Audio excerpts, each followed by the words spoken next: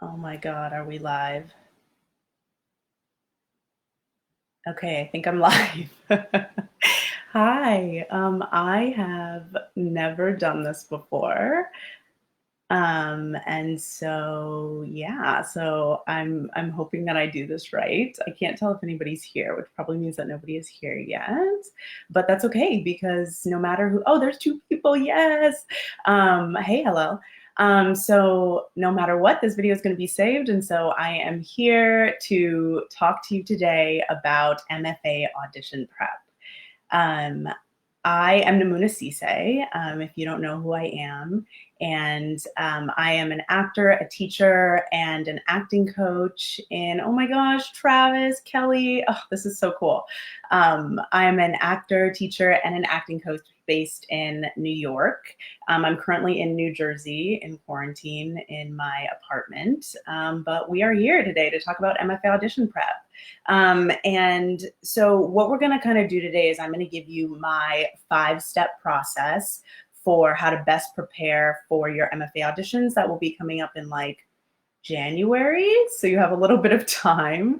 I have been kind of thinking about helping people with MFA auditions for a really long time. I'm going to tell you a little tiny bit about my story. I don't want to spend too much time because I want to get into the process and I tend to ramble, so I want to get to it. But while I'm telling you a little about my story, I want you to get a pen and a pencil and a notebook of some kind so that you can write down each of these steps and a little bit of notes and any questions that come up, because I'm just going to kind of like go through the steps really quickly and then hopefully have time at the end to answer your questions. So go grab that pen and pencil. And I just want to tell you really quickly why I decided to kind of focus on MFA auditions in my coaching business. I went to grad school. I got my MFA in 2014 from American Conservatory Theater in San Francisco. And I remember when I decided that I wanted to go to grad school, I was, I think, a junior in college. And I did a BA. I went to UC Irvine in Southern California, and I got my BA in drama. And so about my junior year, I realized like I'm not really getting like practical advice or acting tools for my toolbox. Like I am getting in shows, which is really great, and I'm kind of learning how to trust my instincts as an actor. But I don't really have a lot of like practical acting classes. At UC Irvine, we were taught by graduate students who were getting their MFAs in acting. And so some of them were great teachers and some of them weren't. And I just was really clear that like I needed like really, really specific tools as an actor, and I wasn't getting that. And so I started talking to people and I was like, I want to go to grad school. And everybody told me, you don't need to go to grad school right out of undergrad. Like, take some time off. Like, you've got this. And no one would help me. And so I'm just lucky that I happen to be a person that kind of, once I make a decision, I just kind of jump and I figure it out. And I love that about myself. But I know a lot of people aren't like that, and that's totally okay. And so I want to help people who need some guidance get the guidance they need to feel prepared for grad school auditions, because nothing is like grad school auditions.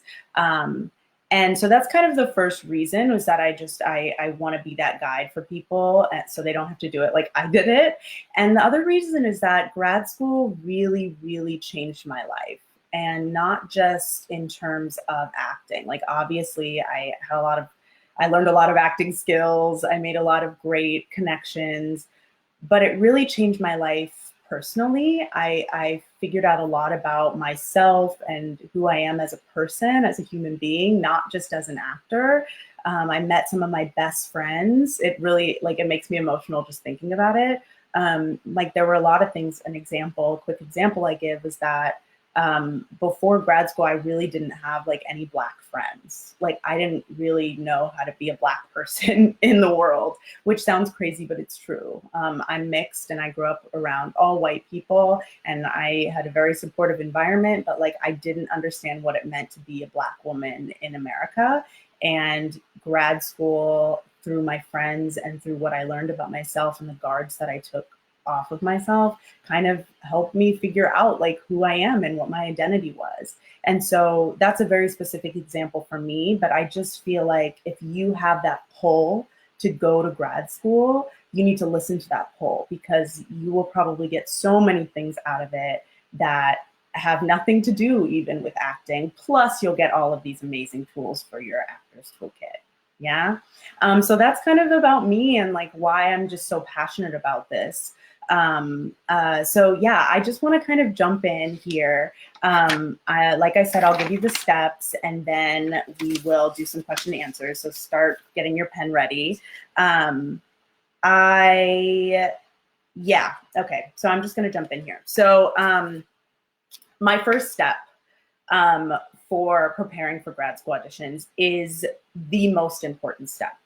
And it is the most important step because it's not just going to teach you or help you figure out why you want to go to grad school. It's also going to help you figure out if grad school is even the right choice for you, because it's not necessarily the right choice for everybody, right? And it's also going to help you figure out, if you decide that it is the right choice for you, what schools to kind of focus on and audition for, right? And so this step one is about finding your why. But I called it the 3 C's because people are always throwing around this idea of like, find your why, right? And like, it's a really beautiful idea. I love it, but it's kind of woo-woo and it's kind of vague, right? And so I didn't want to just be like, find your why, because I felt like if that was my first step, people would be like, okay, I'm out already because I don't even know what that means. I don't know what my why is. That's too big. I'm done, right? So I want to kind of break it down into some tangible steps. So the 3 C's in this first step are: 1, the conservatory why; 2, the career why; and 3, the community why. Okay, so I'm going to break those down. So the first why is the conservatory why. This is, what kind of training do I need, right? Notice I didn't say what kind of training do I want, right? What do I need? Like, why do I want to go to grad school? What do I need in my toolbox? Like I was saying to you, the example that I had was that I went to a BA program, which I'm so glad I did. I'm very well-rounded. I had to take math, statistics, feminist studies, all of these things, right? I'm so glad that I did. But because I did a BA and not a BFA, I didn't get that kind of conservatory training that I wanted. So my conservatory why was that I wanted to take movement classes. I wanted to take dialect work, right? I wanted to do Alexander technique and voice work, those things that I didn't get in undergrad. That is the training that I needed, right? Maybe your conservatory why is, I went to a conservatory for musical theater. I trained in musical theater, but now I'm realizing that I really want to focus on straight acting, but I didn't really get like hardcore acting classes. And so I want to go to grad school so that I can kind of like fill out that side of my training. Yeah, great. So that could be a couple examples of your conservatory why. So that's your first C. Like I said, your second C is your career why, okay? This is, what kind of career do I want to build from my training, okay? And the example that I wrote down here is also a personal example.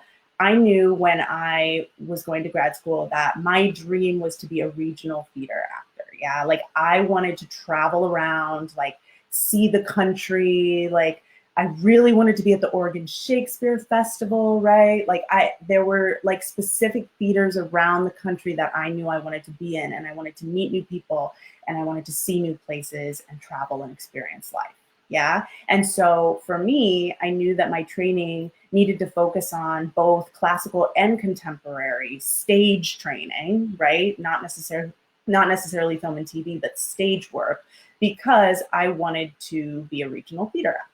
Yeah, so that's my career why. Yeah, and then the third C is the community why, and this is, what do I think that my career or art can bring to my community? Yeah, so a good example of this, and I hear this from a lot of my clients, is that they want to teach, right? Maybe here's a very specific one. I want to teach acting to children, so it's important that through my training, I am able to not just learn how to act, but also learn how to teach, right? Maybe I want to go to a program where I actually get to teach, like UC Irvine, where I went to school, the grad students had to teach the undergrads, right? Or ACT, where I went to grad school, I got to teach at the Young Conservatory program in the summers. And so I learned that I love teaching through that. Yeah. So that's your community why. So once you kind of have all of these 3 C's together, right, you kind of build a picture of your future and kind of like what path you want to take in order to move towards that future. Little note here, this can change, right? Like my career why in grad school was that I wanted to be a regional theater actor.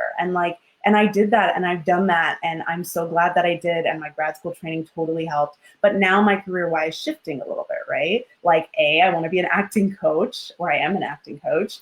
And also I want to start focusing more on TV film, right? And that's cool. That's great, right? So you can choose whatever your why is now, but don't think of it as this like crazy permanent thing that like can never change.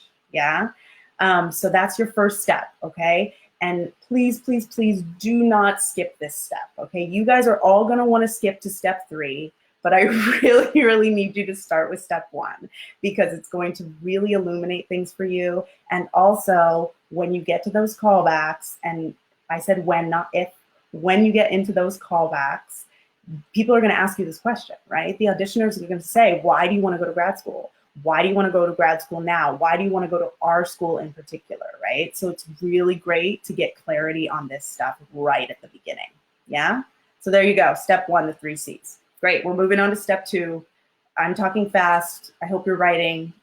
We'll ask questions at the end, okay? So step 2, I'm calling be a hunter-gatherer, okay? I tried to come up with all these like cute little quippy names.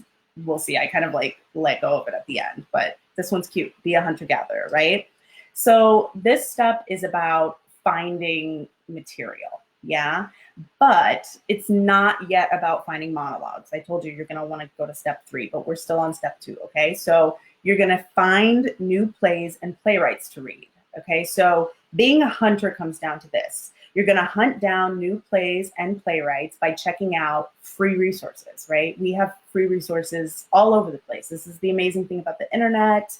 Like just Google something and you'll find it, right? So some resources, I wrote some down for you that you could check out are the National New Play Exchange, the Kilroy's List. They're coming out with a 2nd book soon. And my favorite one, and the one that like not a lot of people think about, I don't think at least, is Playwright Awards, okay? There are like a million awards for new upcoming playwrights, and they're really easy to find, right? And so what I want you to do is I want you to Google Playwright Awards, okay? And you're gonna find plays and playwrights who have won these awards, but most importantly, and this is where I want you to focus, is focus in on the people who are finalists or semifinalists or honorable mentions, right? Because here's the thing, when a playwright wins what's the word? I don't know the word I'm looking for. Reputable, I'll say reputable playwright award, prestigious, that's the word. When a playwright wins a prestigious acting playwright award, they blow up, right? And so then everybody's gonna be reading their plays, everyone's gonna be finding material from those things.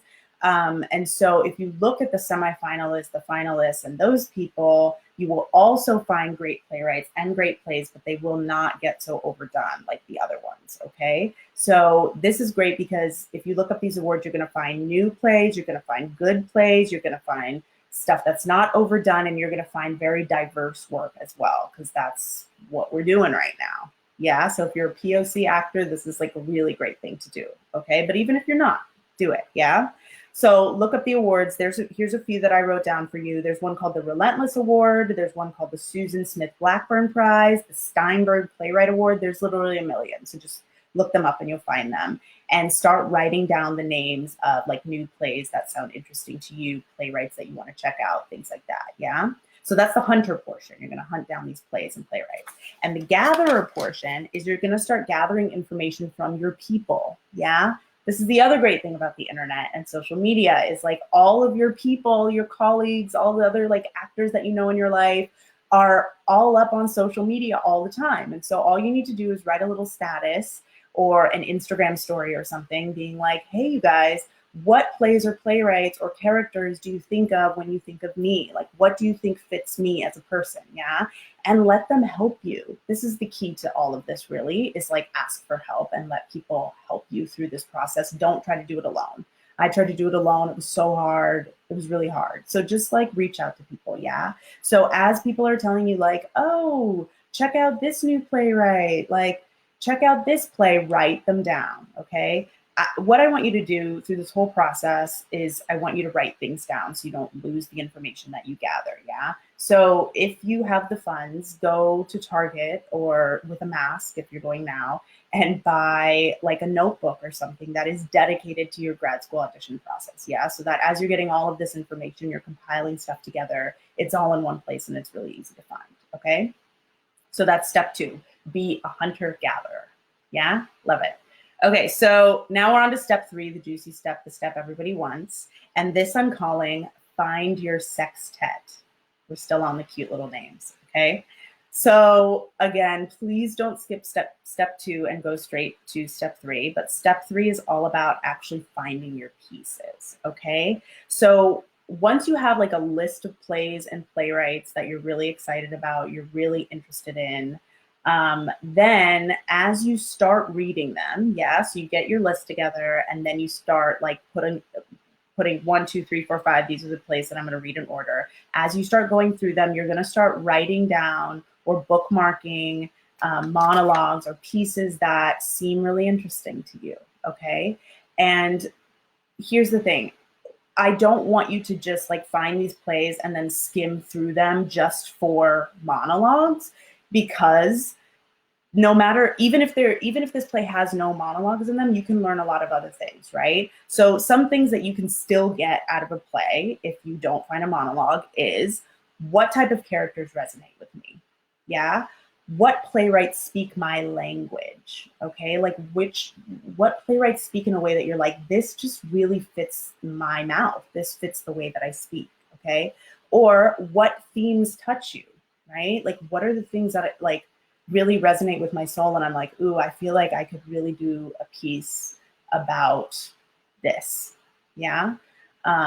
So read the plays no matter what, okay? And it's gonna help you kind of narrow down like where your search should go, and what pieces are really gonna speak to you, okay? So as you're finding these pieces, what I would do is I would start like a Google Doc or a Microsoft Word doc, with your different categories, okay? So the categories that you need to have for your monologues are 1, comedic, can I get in the screen here? Okay, 1, comedic contemporary monologues, 2, comedic classical monologues, 3, dramatic, I always get this wrong, dramatic contemporary monologues, and 4, dramatic classical monologues, okay? And then I want you to have a 5th category that is like the wild card pieces, like the pieces that you love, but they don't quite fit into any of those 4 categories, okay? So as you're reading through the plays, as you're finding stuff, you're gonna type out the pieces in each of those categories, okay? And why I think it's nice to have like an actual doc and to actually write them out, like type them out, is that then everything is in one place, everything looks uniform, everything's really easy to find, okay? And as you're typing them out also, like before each monologue, I want you to write down the play, the playwright, the character name, and the page number so that they're easy to find later, because then you don't just want to have the monologue, you want to be able to go back to the play and find that piece in the context of the scene that it's in. Yeah? There's a lot of stuff, but you got it, okay? So now you've got all of these pieces, right? You've like been reading plays for 2 months or whatever, and you have all these pieces. I don't really know what the right number of pieces to kind of choose from is. I think kind of go with your gut on this. But I randomly say like 25, 30 pieces, but I think you'll know once you kind of have a group that you're like, I have a lot of great stuff here now. I can kind of start narrowing it down. So once you have all of those pieces, then I want you to start reading through them and figuring out like which are my main pieces. And why I call this step find your sextet. It's very, I meant to make it like this musical theme, right? Because your pieces, your final 6 pieces, so that's the first reason, it should kind of harmonize with one another. Yeah, like they should not be kind of all the same. They shouldn't feel clunky together. Like they should each show a different piece of who you are. So the people on the other side of the table, they're not necessarily looking for somebody who like has all the answers, right? Who's like a brilliant actor. Like, don't go to grad school if you have all the answers, right? They're looking to just figure out like, who are you? Like, who are you as a person? Can I spend 3 years with you? Are you interesting and captivating to me? What are the things that you've got down? What are the things that like you still need to work on? So you need to kind of show them different pieces of who you are and different skills that you have or do not have, right? And different interests that you have. So the 6 pieces that you ultimately choose need to kind of like balance each other out, okay? So if you find this amazing comedic contemporary piece that you love, then your dramatic classical should be the second piece that you present next to it, right? And then if they ask for another classical piece, you probably want to show them a comedic classical piece. Or if they ask for another contemporary piece, maybe show them a dramatic contemporary piece, right? Like you're gonna kind of balance it out. And not just in terms of comedy and drama, but also in terms of like theme and like tone, right? And like showing who you are. So like, for example, if your first 2 pieces are like playful and mature, right? Then like maybe your second 2 pieces are like showing like a mysterious part of you and like a more transparent, earnest part of you. Like what are the different sides of your personality? How do you show them? Yeah. When I'm coaching clients, a lot of times when they come in with their pieces kind of already chosen, they have not even realized that they've chosen all pieces that are kind of the same, like are showing the exact same part of them. And it makes sense, right? Because it's what you're comfortable with. It's the things that you love and you're like drawn to. But this is why I need you to be really intentional about what you're trying to show the auditioners. Yeah. So that's where find your sextet comes in. So you're going to get 6 pieces, your 2 main pieces, your 2 backup pieces, and then your 2 like backup pieces. And where this wild card category comes in is I think that those backup pieces are like a really great time to show kind of like something interesting about you, like maybe a special skill that you have. I had a client this year, brilliant, who speaks fluent Spanish. And so what they did was they decided to have one of their like main pieces translated. They didn't even have to translate it into Spanish. There was a Spanish version of the play. So they found that monologue in Spanish and that was their backup piece. So people could say like, what else do you have? And they could be like, I have a piece all in Spanish. Like the coolest thing ever, right? Or if you're really good at a dialect, right? Then maybe you can have that backup piece be something in a Southern dialect or some like African dialect or something really interesting and different. What I also say is that your 4 main pieces, the 2 main and then the 2 backup pieces, those classicals should be Shakespeare. And I think that probably there are people out here that are going to disagree with me on this, but I really feel like the auditioners want to see Shakespeare. But if in your backup pieces, like if you find a classical piece that you love that isn't Shakespeare, that would be a good place to put it. Yeah. You really may not get to your backup pieces, but they should be just as well prepared as your other pieces. Yeah. Okay. So I think that's all I have on step 3. Oh, I just really quick note is that you really need to start early and not be finding your pieces last minute. Yeah. Because the number one way that you're going to get into grad school or at least have fantastic grad school auditions that you're proud of is by really loving your pieces. That's like the number one feedback that I get from my clients is like, I had a great time in the room no matter what happens because I just love performing these pieces. And the people on the other side of the table are going to see if you really love your pieces and if you really love acting and you're passionate about it, right? That's going to help you. And so please start early, because there's nothing worse than like, oh my God, I have grad school auditions in a month and I haven't found any pieces. And so now I'm just like randomly throwing things at the wall and I guess this will work, right? That's just not going to serve anybody.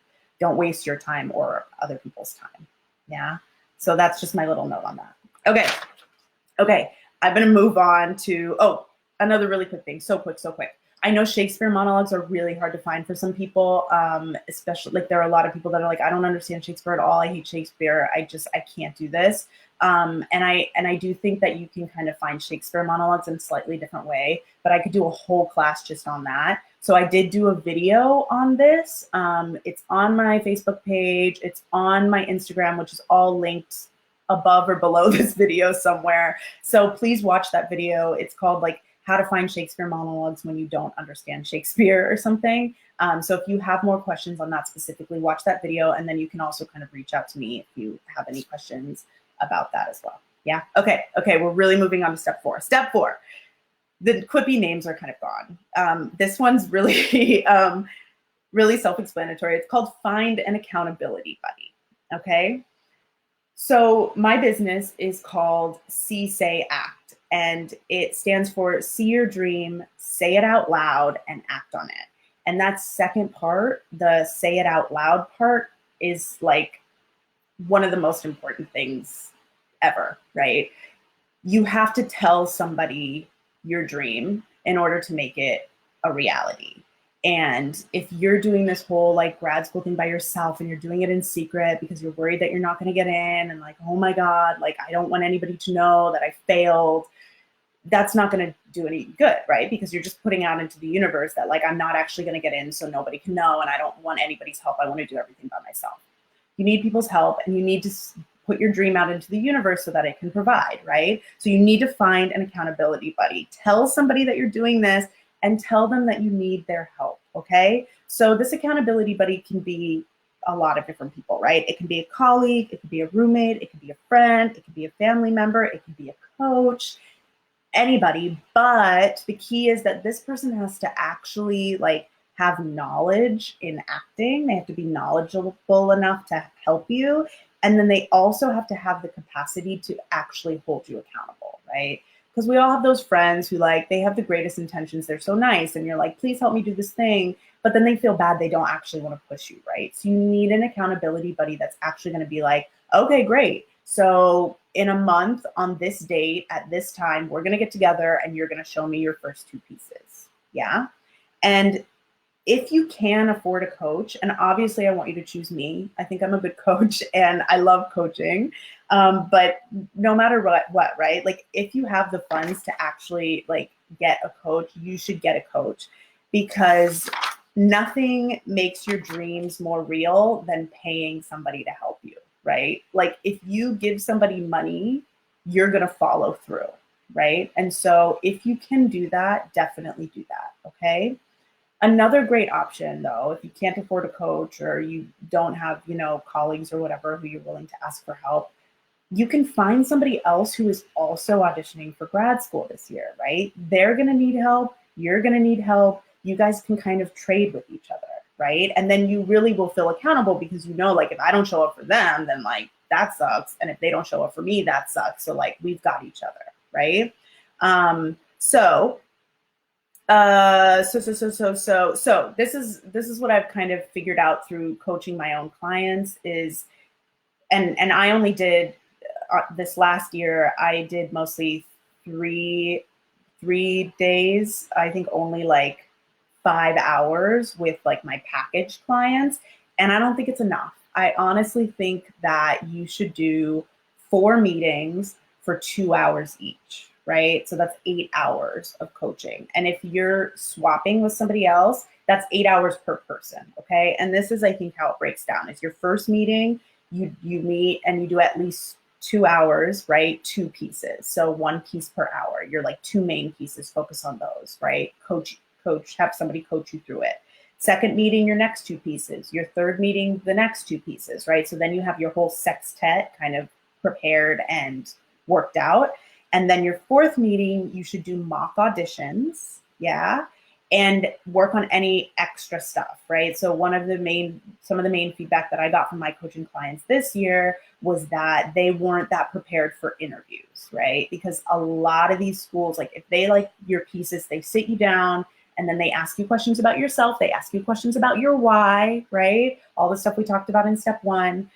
So definitely practice the interview portion, right? Have your friend or your coach kind of ask you random questions that might come up in this interview portion. And also, if you have a song prepared or like an instrument with a song or something, definitely practice that too. Yeah. So that's your last meeting is for extra stuff and mock auditions. Yeah. And the mock auditions can you can mix the interview stuff and the song and all that stuff in there. Yeah.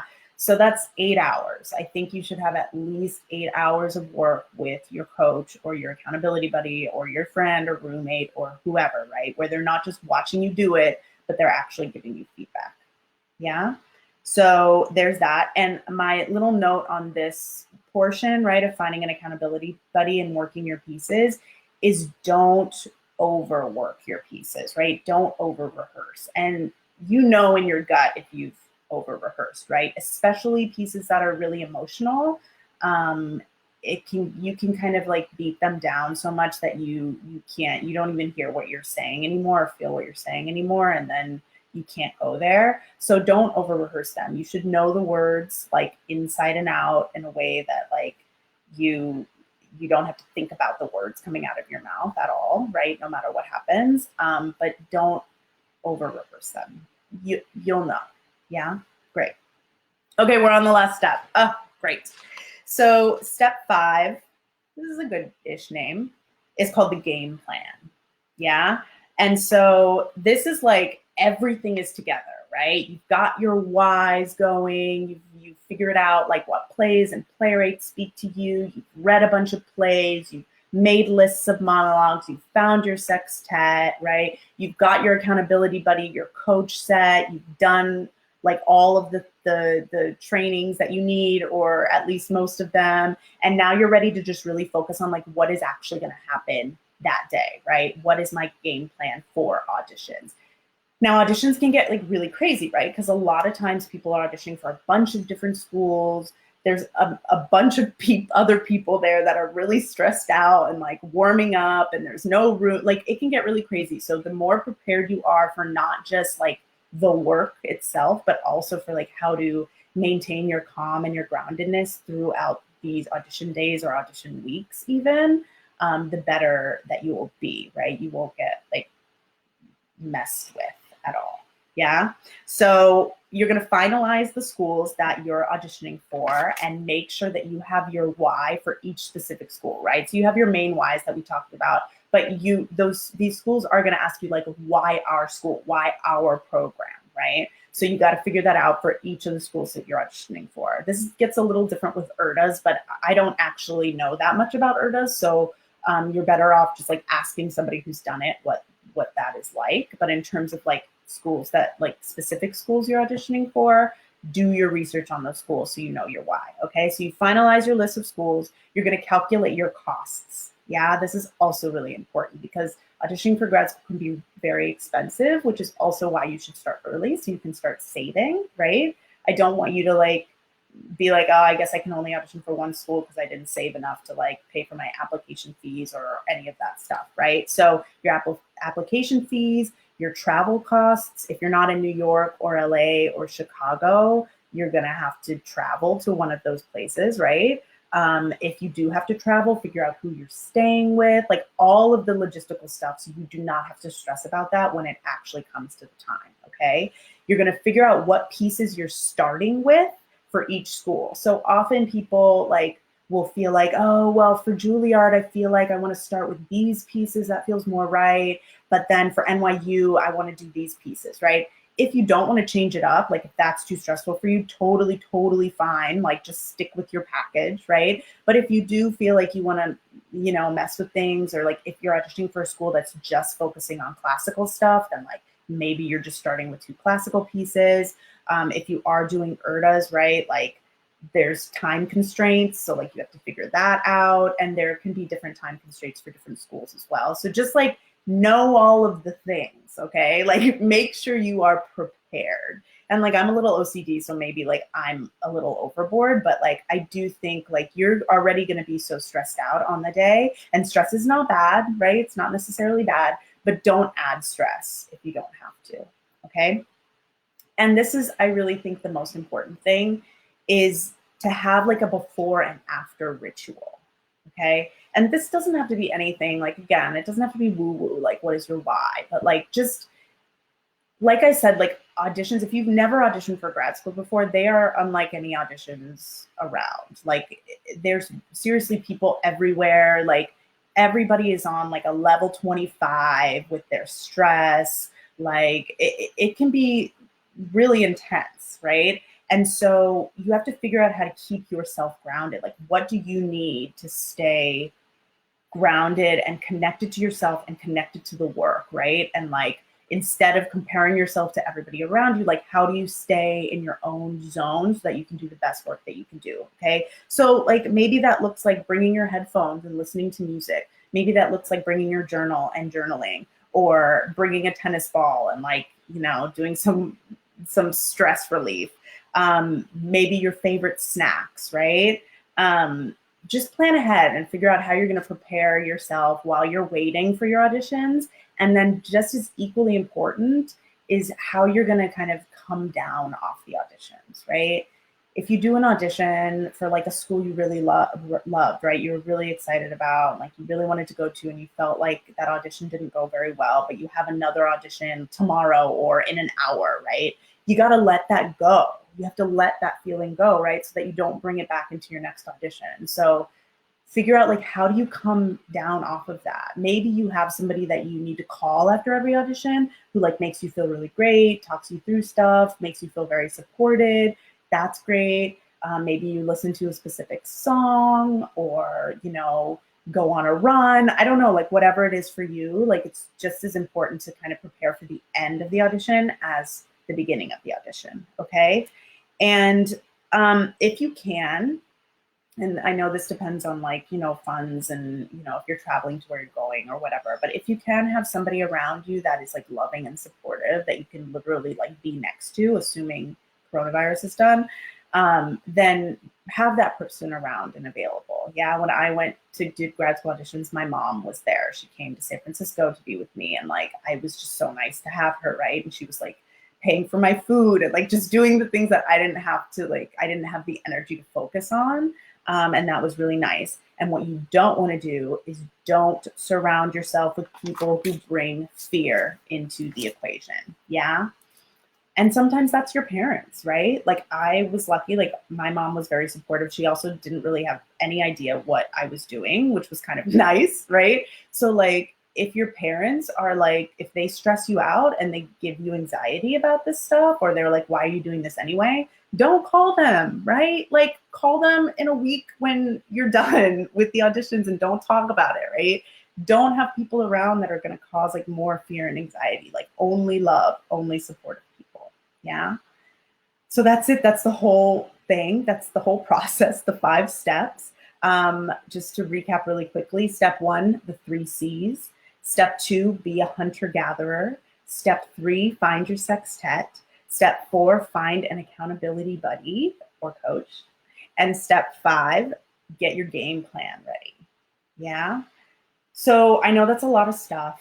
Really, what I want to say is like, you know, all in one ball like this does seem, you know, makes it seem really stressful. It's like, how am I possibly going to do all of that? But the sooner you start, the better off you'll be. Yeah.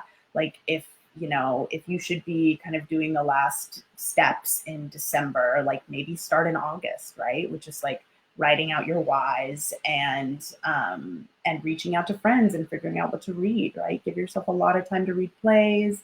And I also just want to say before we do Q&A that I know a lot of people are kind of like really stressed out about what's happening in the world right now. And I know I've been talking to some clients who have gotten into schools and are kind of like, I just don't even know if I should go because of what's happening with the world. And honestly, I think it's going to take our industry a long time to bounce back from this in terms of jobs, right? And now actually might be the perfect time to think about going to grad school, right? There are going to be so many artists in the world that like aren't getting as much work as they usually get, and they're sad and they want to practice their craft. And like, what better place to be than like in this like safe bubble where you can just work on your craft and come out in 3 years when there's a vaccine and be ready to work. Yeah. So I just want to say that to acknowledge that, yes, it's a very, very weird time. But it doesn't mean that you can't still move forward on the path that, you know, you dream about and that you're excited about. Yeah. So there's that. So does anybody have any questions? We have about 20 minutes left. We can use that whole time for Q&A or not, either questions about things that I just said or things that I didn't mention. Hit me up if you got anything. Oh, hey, y'all. I didn't see all of these comments. Ariana, you're welcome. Thank you all for being here. Any questions for me, y'all? If not, I'm just going to start spitballing. Okay, so while I wait for some questions to come in, oh, here's one. Hey, Dom. Okay, great. Okay, so Dominique says, any advice for those who have auditioned multiple times for schools? That's a really great question. I guess my main advice is, okay, I'm going to say this, but it doesn't mean that you're insane or anybody's insane that auditions multiple times, right? The definition of insanity is doing the same thing over and over again and waiting for a different result, right? That is not me to say stop auditioning for grad schools. That is me saying audition differently. Yeah. So maybe you have this idea in your brain that like, I have to go to this school, right? Maybe like it's Yale for a lot of people, right? People are like, I want to go to Yale, right? Most often because Yale just has this reputation, right? And people who go to Yale talk about going to Yale. And so it like has this like big mythic thing. And of course they have great training and yeah, great, go to Yale. But like people audition over and over and over and over and over again for Yale. And sometimes I want to be like, maybe that's not the school for you though, right? Maybe there's another school out there that's just like waiting for you to find it. And you're so focused on this one thing and this one place that you're like trying to beat down this closed door when there's another open door right over here, right? Maybe you're like, I just really, really, really want to do classical work. And so I'm only going to audition for schools that focus on Shakespeare. Beautiful if that's your passion, love it. But like, maybe that gut feeling that you're meant to go to grad school is right, but maybe it's in a different place, right? Like maybe you're actually supposed to be doing TV film work and you need to be like going to Columbia or some place where like they kind of focus on TV film stuff and you'll find this like amazing niche that you've never even thought about before, right? So I just think that if you know in your heart that grad school is the right thing for you to do, then I think you should go with that gut feeling. But if you're doing the same thing over and over and over again to try to get into grad school, it's time to change the tactic, right? Classic acting, right? Change the tactic. So I hope that helps. Awesome. Hey, Travis, you're welcome. Okay, do you offer coaching for those applying for acting apprenticeships? Like Alabama Shakespeare program. Do you know any programs that are not that expensive but still offer a good education? Okay, yes. So the answer to the coaching thing is yes, definitely. I am an MFA acting coach, but I also, that's my niche, but I also coach other people for other things. And I think, an apprenticeship program is an acting conservatory program, right? So it's similar. So of course, yeah, hit me up.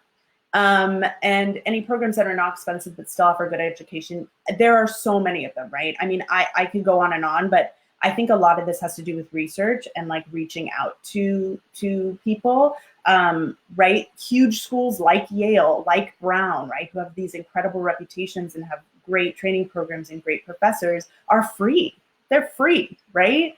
I did not go to a free program. So glad I went to ACT, but like I have a lot of student loan debt. And so I totally understand when they're like, I really want to go to school, but I don't have the funds. Just do your research. There are so many incredible programs, and some that, don't have huge names like Yale or Brown that offer great scholarships and also are just free. Yeah.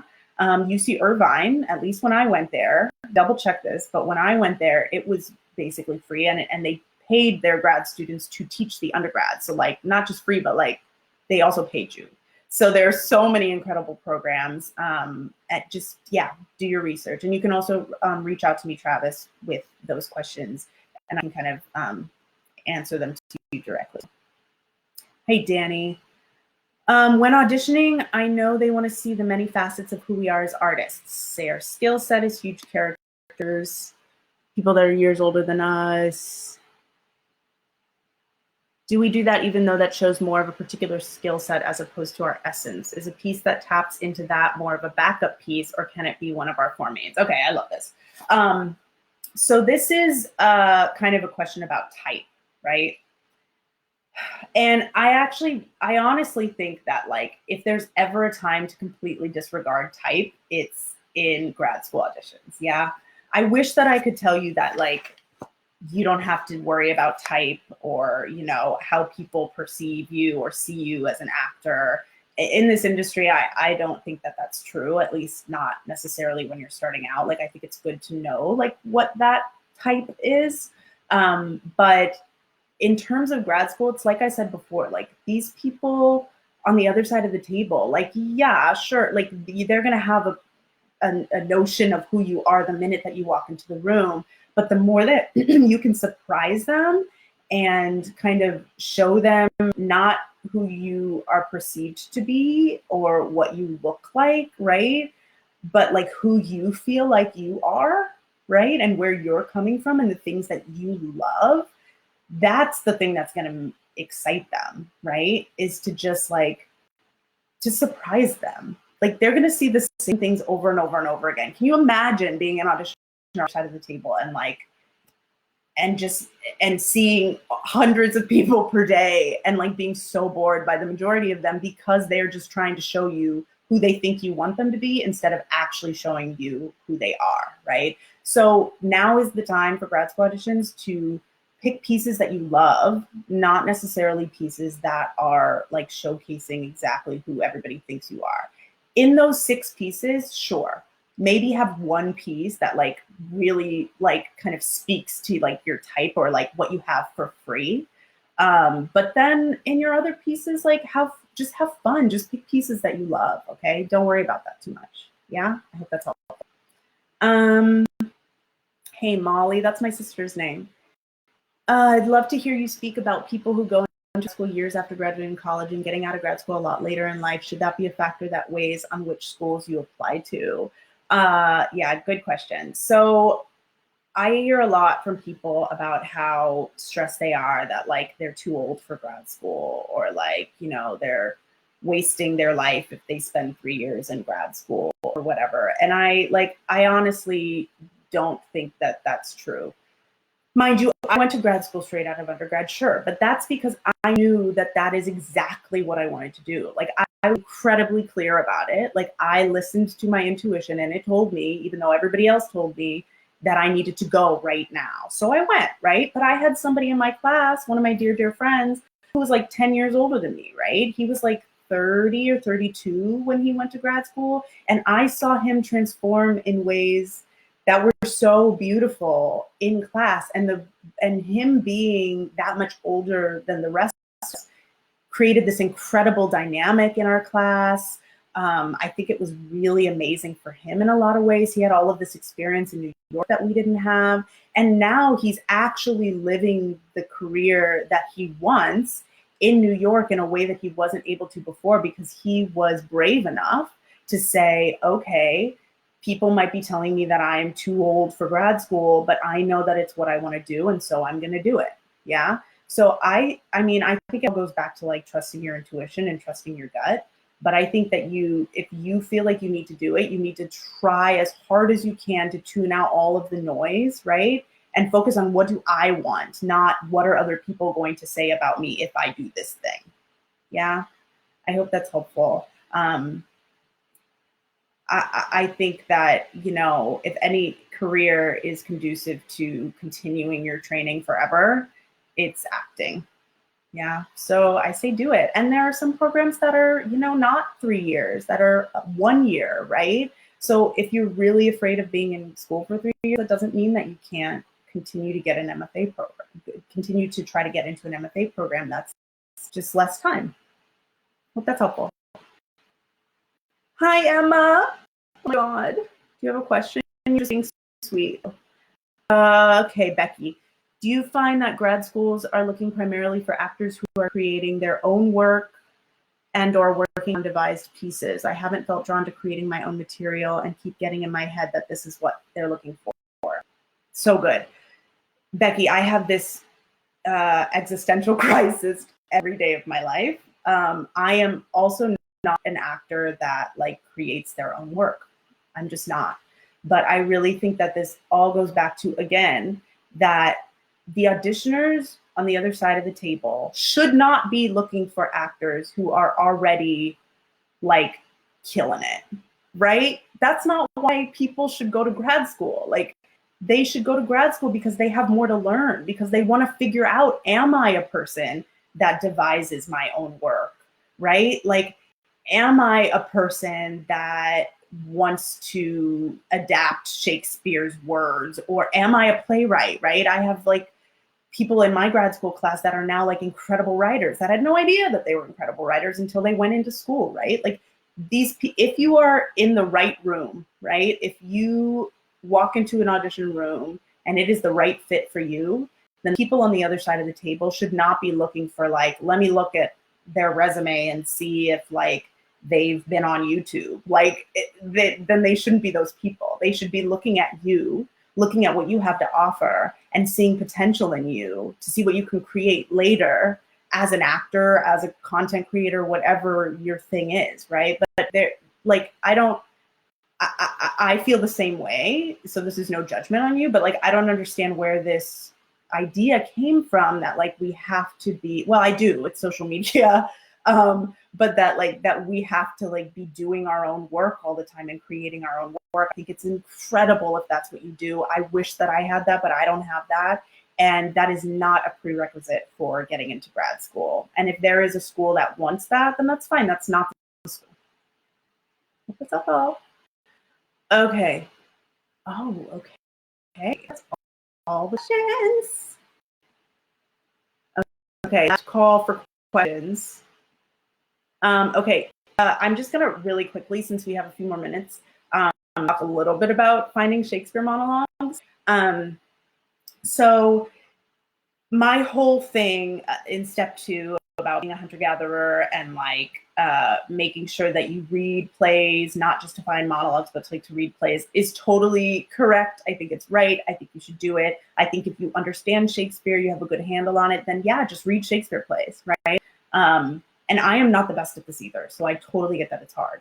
But if you are somebody who, and I was like this when I came out of undergrad, who doesn't have any Shakespeare training, hasn't seen that many Shakespeare plays, and the ones that you have, you don't understand at all. If you cannot open up a Shakespeare play and understand it, and it just makes you freak out and sad and depressed and disappointed in yourself and you give up, then don't just open a Shakespeare play and do that, right?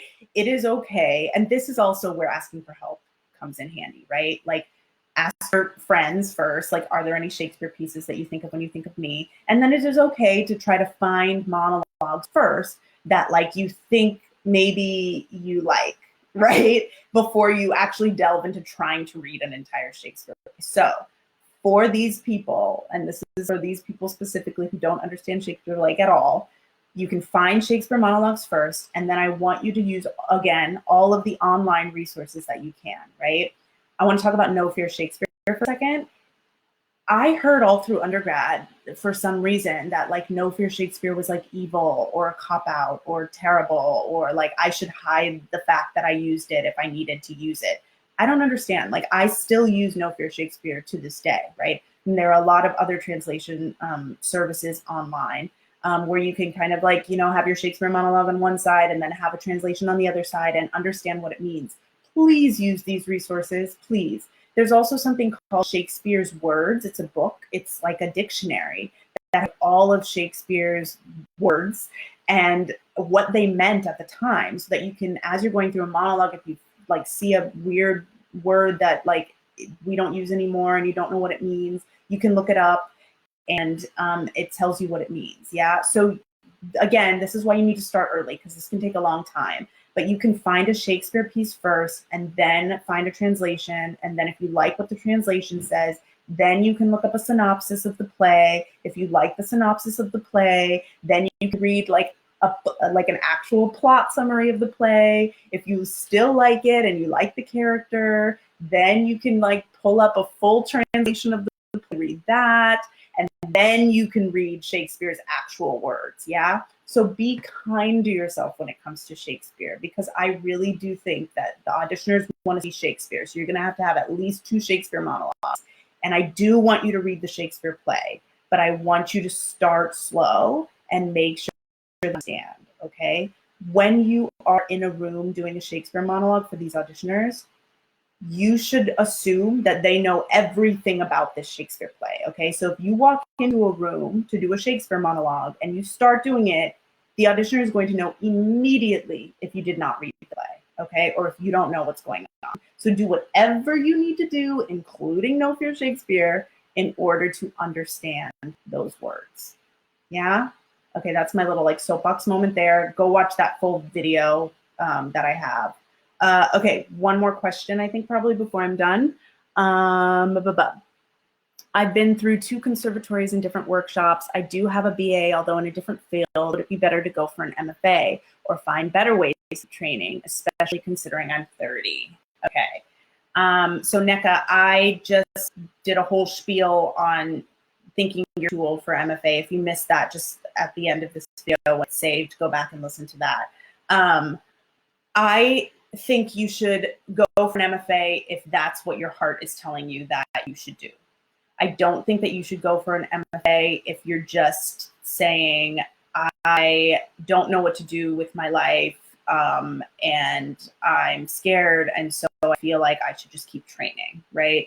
And this isn't just for you, like plenty of people do this, right? This is why step 1 is find your why. Because if you don't have a stronger why, then I just don't know what else to do, then that's not a strong enough why. You should get an MFA if in your soul you feel like you should get an MFA. And I feel like I can say that because I had that moment in undergrad where I knew in my gut, in my soul, that that is what I wanted to do. And so I know that that feeling is real. So if that is what you want, then yeah, go for it. If you've already done 2 conservatories and you feel like you actually have all the training you need and now you just need to like go out into the world and keep working it, then do that.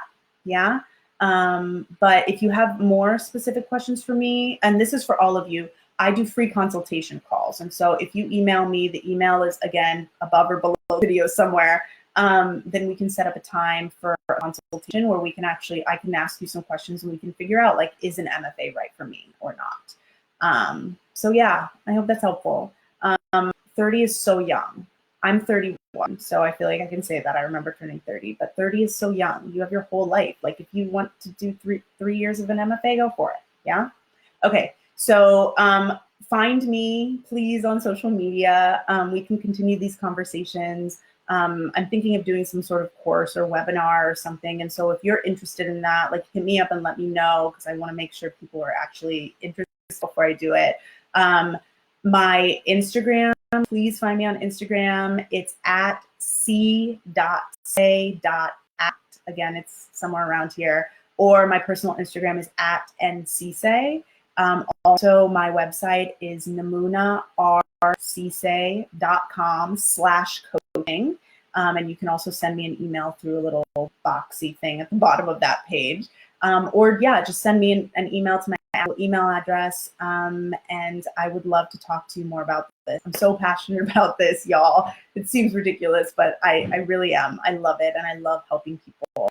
So please just like, let's talk or something if you have any questions at all, and watch those videos that I've already done. I've only done steps so far in terms of the videos, but I'm going to continue on with the 4th and the 5th step. So there will be YouTube videos with all of this information as well at some point. But I go a little bit maybe more in depth, maybe less in depth. I'm not really sure on those videos, but if this will be saved as well, so you can always go back.